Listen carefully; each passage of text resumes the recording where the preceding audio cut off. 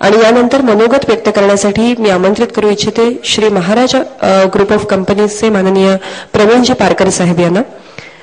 आम्हाला या कार्यक्रमाच्या संपूर्ण आयोजनातही त्यांचं अतिशय महत्वाचं योगदान लाभलेलं आणि एक यशस्वी उद्योजक म्हणून त्यांनी आपलं मनोगत या ठिकाणी सादर करावं अशी मी त्यांना विनंती करतो. आणि आपण इथे उपस्थित सर्व छत्रपती शिवाजी महाराजांचे वारसदार आपणा सगळ्यांचं इथे उपस्थित राहिल्याबद्दल मनपूर्वक स्वागत, अभिनंदन. कारण Shri Maharaj group of company आमच्या नावातच महाराज आहे. छत्रपती शिवाजी महाराज या विभूतीकडे आजपर्यंत महाराष्ट्राने जे पाहिलेलं आहे ते महाराष्ट्राचं आराध्य दैवत, महाराष्ट्राच्या अस्मितेचं प्रतीक, महाराष्ट्राची शान म्हणून पाहिलेलं आहे. निश्चित ते आहेतच. पण आम्ही जे छत्रपती शिवाजी महाराजांकडे पाहतो ते अखंड भारतवर्षाला उद्योजकतेचा धडा देणारे असे धडाडीचे जगव्यापी उद्योजक म्हणून मी छत्रपती शिवाजी महाराजांकडे पाहतो. आणि याला कारण आहे. लक्षात घ्या, उद्योजक म्हणजे काय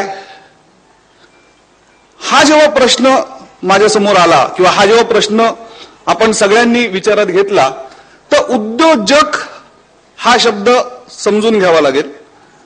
आपण शिवाजी महाराजांकडून सुरुवात करू, उद्योजकावर येऊ. छत्रपती शिवाजी महाराजांच्या जन्माच्या वेळी जी परिस्थिती होती आपण सगळ्यांना माहिती आहे की फक्त पुण्याची एक छोटीशी जहागिरी ही शहाजीराजांची होती आणि एक जहागिरीतून भव्य दिव्य एक स्वराज्याचं स्वप्न पाहणं ही उद्योजकताच नव्हे काय. प्राणी मात्र झाले दुःखी, पाहता कोणी नाही सुखी. आपण शिवकल्याण राजा अनेक वेळा ऐकलाय, बाबासाहेबांना ऐकलाय.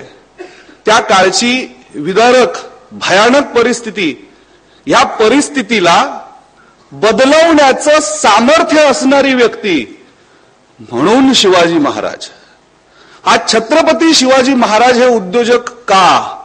तर महाराजांच्या आयुष्यात अनेक पैलू आहेत, महाराजांच्या आयुष्यात अनेक आंदोलन आहेत. महाराज अफजल खानाचं वध केला म्हणून प्रसिद्ध आहेत, शाहिस्तेखानाची बोटं तोडली म्हणून प्रसिद्ध आहेत, सुरत लुटली म्हणून प्रसिद्ध आहेत, औरंगजेबाची फजिती केली म्हणून प्रसिद्ध आहेत. अनेक अनेक अनेक गोष्टी आहेत जी महाराजांची आपल्याला उद्योजकता शिकवतात, अनेक गोष्टी दाखवतात. मला भावते पावनखिंड. लक्षात घ्या, छत्रपती शिवाजी महाराजांचं जर संपूर्ण जीवन कार्य एका शब्दात, एका वाक्यात जर सांगायचं झालं तर एक व्यक्ती आहे की ज्याने हे जीवन कार्य एका वाक्यात सांगितलंय आणि ती व्यक्ती म्हणजे बाजीप्रभू देशपांडे. पन्हाळगडाहून सुटका झाल्यानंतर बाजीप्रभू देशपांडे, आपल्याला पावनखिंड हा इतिहास माहिती आहे, मी त्या इतिहासात जात नाही. जेव्हा पाठलाग शत्रूचा आपल्या जवळ येऊन ठेपलाय आणि आपल्यापैकी काही जणांना ही खिंड अडवावीच लागेल, पुढे जाता येणार नाही, हे लक्षात आल्यानंतर अर्धी तुकडी पावनखिंडीत राहिली, त्या घोडखिंडीत राहिली आणि अर्धी तुकडी महाराजांबरोबर पुढे गेली. हाही इतिहास माहिती आहे.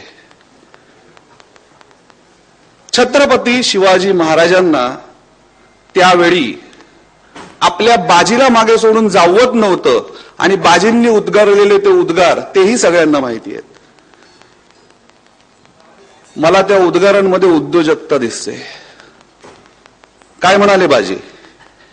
बाजी म्हणाले, लाख मेले तरी चालतील, लाखांचा पोशिंदा जगला पाहिजे. लक्षात घ्या मित्रांनो, उद्योजक हा लाखांचा पोशिंदा असतो. मगाशी माझे मित्र दरेकर साहेबांनी सांगितलं त्यांनी किती रोजगार निर्मिती केली सर? एक जोरदार टाळ्या. एक मराठी माणसाने 3,500 रोजगार निर्मिती केली. उद्योजक हा शब्द जर आपण लाखांचा पोशिंदा म्हणून घेतला तर मराठी माणसाला कुठे धंदा करता येतो?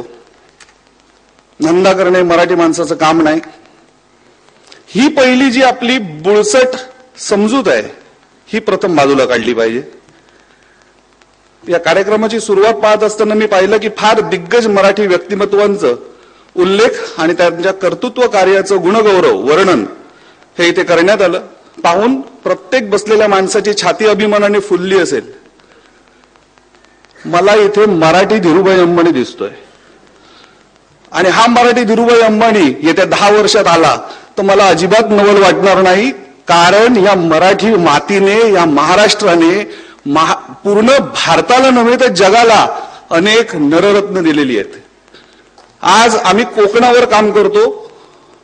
आमचा श्री महाराज ग्रुप ऑफ कंपनीचा उद्देशच आहे की कोकणासाठी सारं काही. तर कोकणासाठी सारं काही असं म्हणत असताना आम्ही कोकणांसाठी जे काम हातात घेतलेलं आहे तर त्या कामामध्ये छत्रपती शिवाजी महाराजांना सुद्धा कोकणाचा मोह आवरला नाही आणि त्यांनी सुद्धा आपल्या राजधानी रायगडाची निवड कोकणातच केली. कोकण हे निसर्गाला पडलेलं एक स्वप्न आहे आणि या स्वप्नाला आकार देण्याचं काम कुठेतरी कोकण भूमी प्रतिष्ठान व माझे सर्व कोकणी मराठी महाराष्ट्रीयन उद्योजकांच्या माध्यमातून आम्ही करतो. चिठ्ठी आलेली आहे त्यामुळे फक्त 2 मिनिटं घेईन. एक गोष्ट मला तुम्हाला सांगायची. आपण छत्रपती शिवाजी महाराजांबद्दल निश्चित अभिमानाने बोलतो. आपण चला लंडनला जाऊया. ही जी आमची छत्रपती शिवाजी महाराजांची लंडन गॅझेट यावर ना जी महाराजांची त्यांनी बदनामीकारक काही प्रसिद्धी लंडन गॅझेट 20 फेब्रुवारी 1672 यावेळी केली होती. तर त्या संदर्भात आपण एक लंडन दौरा आयोजित केला आहे. जो लंडन दौरा शिवशाहीर बाबासाहेब पुरंदरे व धर्मभूषण सु. ग. शेवडे यांच्या समवेत असेल. हा दौरा पूर्वी 1 मार्च 2014 या दिवशी होणार होता. परंतु लंडन मधली परिस्थिती, सध्यातलं वातावरण हे अत्यंत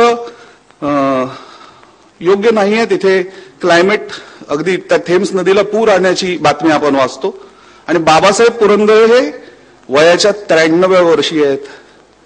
सु. ग. शेवडे वयाच्या 80 वर्षी आहेत.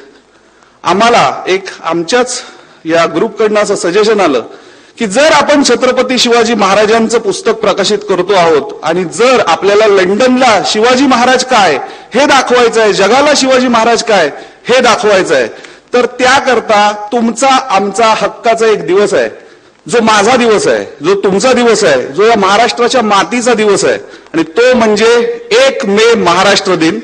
या 1 मे महाराष्ट्र दिनी आपण छत्रपती शिवाजी महाराजांचं शिवाजी द रिअल हिरो हे चित्रमय वॉल्ट डिझने यांच्या बेसिसवर आधारलेली चित्र जी जगव्यापी आहेत. आज लक्षात घ्या, छत्रपती शिवाजी महाराज हे जगाला कळावे याकरता जगाला जी भाषा करेल त्या भाषेत छत्रपती शिवाजी महाराज मांडणं गरजेचं आहे आणि ते काम आम्ही उद्वेली बुक्स आमचे परम मित्र विवेकजी मेहत्रे साहेब यांच्या मार्गदर्शनाखाली इतिहास तज्ञ सदाशिवराव गोरक्षकर यांच्या संपूर्ण देखरेखी अंतर्गत व बाबासाहेब पुरंदरे यांच्या सोबतीने हे करत आहोत आणि आपणा सगळ्यांची सोबत साथ आम्हाला हवी आहे. या दौऱ्याची संपूर्ण माहिती तुम्हाला स्टॉलवर मिळेल. श्री महाराज ग्रुप ऑफ कंपनीच्या स्टॉलला आपण नक्की अवश्य भेट द्या. जाता जाता मला फक्त एक गोष्ट निश्चित सांगायची आहे.